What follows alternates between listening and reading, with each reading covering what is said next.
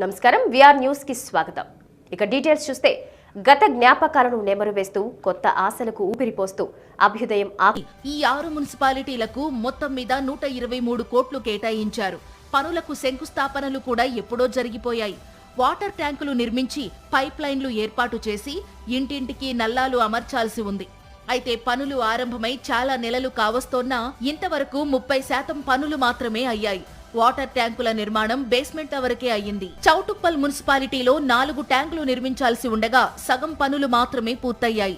ఇక్కడ పైప్ లైన్ల నిర్మాణం మొదలే కాలేదు. మోత్కుపల్లికి 12 కోట్లు మంజూరు కాగా పనులు నత్తనడకన సాగుతున్నాయి. కాంట్రాక్టర్లు, సబ్ కాంట్రాక్టర్ల నుండి కమిషన్ల కోసమే అధికారులు పనుల జాప్యాన్ని చోద్యంలా చూస్తూ ఉండిపోతున్నారని స్థానికులు ఆరోపిస్తున్నారు. 12 కోట్లలో 12 కిలోమీటర్ల మేర పైప్ లైన్ వేసి అదేవిధంగా రెండు ట్యాంకులు నిర్మాణం చేసేది ఉండే. ఈ నిర్మాణం కూడా 6 నెలల లోపే చేయాలి. దీన్ని అధికారులు, కాంట్రాక్టర్లు నిర్లక్ష్యం చేయడం వల్ల సంవత్సర కాలం గడుస్తున్నా కూడా దీన్ని నిర్వీర్యం చేస్తున్నారు. ఇంకా నిర్మాణ దశలో ఉంది. శంకుస్థాపన చేసి మాత్రం సంవత్సర కాలం దాటిపోయింది. అది వచ్చిన నిధులు ఏవైతున్నాయో అవి 6 నెలల లోపు పూర్తి చేయాలి. కాంట్రాక్టర్ల దగ్గర కమిషన్ల కోసం కకృతి పడి ఈ పనులను ఆపి ఈ విధంగా నిర్వీర్యం చేసి ప్రజలకు నీరందకుండా చేస్తున్నారు.